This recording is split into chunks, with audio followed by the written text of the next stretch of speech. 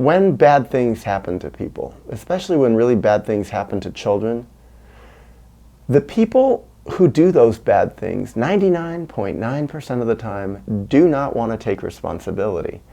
And they don't want the children to remember. They don't want the children to be believed. They actually do a lot of the things that they do, counting on the idea that people won't believe the kids, or maybe that the kids won't even be able to remember it in a normal way. Then we add to this another phenomenon that when kids are young enough, they don't process memories like older people do, even like older children do. So they may not remember things in specific detail exactly how they happened according to how adults remember things, but they may remember things in feelings or in smells or in certain sensations in their body. They may remember terror.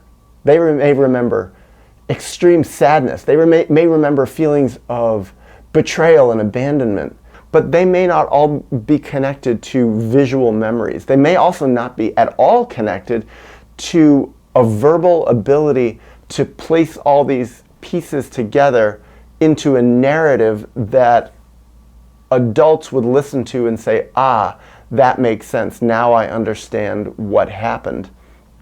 And a big problem is that often it is adults who do the deciding if a memory is correct or not. And in the far majority of cases, adults don't have that much ability to empathize with children. And so when they hear a child's version of what happened, a lot of times, if it's not presented in a very adult manner, they don't relate to it. It doesn't really make sense to them. Now, why do adults not really relate very much to the perspective of children? A big part of it is actually connected to this also. It's because most adults, so many adults in so many ways, are so disconnected from their own childhood. They're actually disconnected from their own memories of childhood. Those memories are in there. They're in their psyche somewhere. They're in their bodies. They're in their memories in a childlike way, unprocessed, undealt with, often unfelt, disassociated, split off from consciousness. And many of their memories, many adults' memories, the ones especially that they really do split off and put away in the unconscious or split them off into the body somewhere, are memories that are extremely painful, extremely distasteful, have a lot of feelings around them. So when these adults listen to children in their own childlike way, share their feelings about what they went through, share their emotions about what they went through, their sensations, their memories through a childlike perspective, often I think for many adults it kicks up their old memories, their old feelings, their old sensations, the things that they've been splitting off. And it's painful. And often they say, wait a second, I don't want to feel this. This is what they unconsciously say with themselves. They find it very unpleasant and stressful to have these feelings and their own memories in a childlike way come up. So what they do? They censor children. They say, you don't feel that. That didn't happen. Stop feeling that way. You shouldn't feel that way. Stop talking about this. They just shut down the child and don't acknowledge what the child is going through, what the child is feeling. And this, of course, is especially true when the child is having those feelings and those memories about that specific adult themselves who did something bad to them. So I find it interesting that there's a large contingent of people who put a lot of effort into promulgating this idea that false memories are a common thing, that people say they remember things that never happened.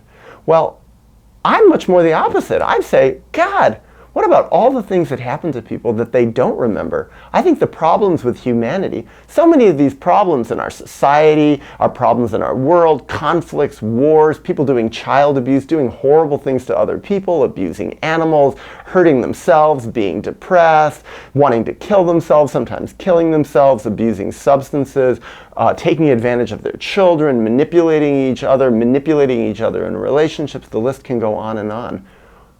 These come because people haven't processed what was done to them. They're split off from what was done to them, and they're just replicating it. They're replicating it on other people in their personal lives. They're replicating it in business. They're replicating it in economy. They're replicating it in war. These are all things that happen to people because people who didn't have really bad things done to them couldn't do bad things to other people. It doesn't work that way. So, to me, the problems that I see in the world do come from people not remembering what happened to them, not being able to process and work through and grieve the traumas that they went through. And yet, do people talk about this? I think there's much more talk about false memories. Oh, you have a false memory. You can't trust your memory. Because again, it's very convenient for traumatizers if we don't trust children, if we don't trust people who talk about their childhood experiences. Now, I think about my time as a therapist. It was rare, but I had a few times where clients of mine shared memories they had that could not possibly have happened. I don't want to go into details, there's confidentiality, but I heard people share things that happened to them that just couldn't possibly have happened mostly because of time frame. I heard clients share about terrible war experiences that they personally had as veterans, yet they were the wrong age to have been in that war. It was impossible. I heard that one. I heard other ones that were kind of similar, things that I thought, oh, this I think would qualify as a false memory. So yeah, people can remember things in distorted ways, and this is like adult people. Now, I also worked with a lot of people diagnosed with schizophrenia, people who were in episodes that were called psychosis, in extreme states, and a lot of stuff was coming out, and sometimes people said things that didn't quite add up sometimes. It wasn't in what's considered consensual reality, consensual adult reality. It just didn't make sense. It was considered bizarre, or I questioned it. But here's the key. And even this person who talked about fighting in a war that this person was the wrong age to have been in. Well, sometimes the real memory of what actually happened was too painful. So people remember things metaphorically. They were so horribly abused in their childhood. Their childhood literally was the most horrible war zone where you can imagine. It was just trauma every day, terror every day, horror and violence and fear and abandonment and betrayals all over the place, sexual abuse. And sometimes people went on like this for years. You wonder how they survive. Well, I think a big part of how they survive is they split it off. They disassociated from it. And later, when they started to remember the feelings, it was still too painful to remember the details. Maybe they still want to believe their parents loved them. Maybe this is exactly what they need to hold on to. So they say, I was in a war, and they can believe it in their minds. And I think about it. Sometimes in my life, I've even done things like that. Twisted a memory a little bit to make it more palatable to me. And later, when I was more secure in myself, when I was able to have a better relationship with myself, to look at it and to realize, oh, I actually did remember that in a slightly distorted way. Now, another thing is the whole subject of psychosis.